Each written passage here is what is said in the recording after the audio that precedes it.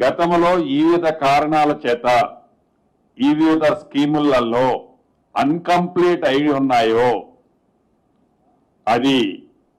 ఉమ్మడి ఆంధ్రప్రదేశ్లో ఇందిరమ్మ ఇల్లు పేరుతో కట్టిన ఇళ్లు కానీ,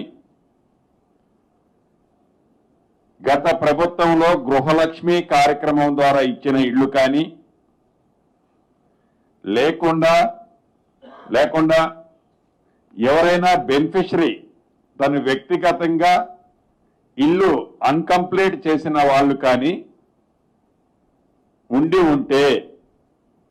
వారు నిరుపేదలై ఉండి ఉంటే, వారు యాజ్ పర్ స్కీమ్లో ఎలిజిబిలిటీ ఉంటే అటువంటి వాటికి ఫౌండేషన్ లెవెల్ కట్టిన దగ్గర నుంచి స్లాబ్ వరకు 3 లక్షలు ఇవ్వాలని,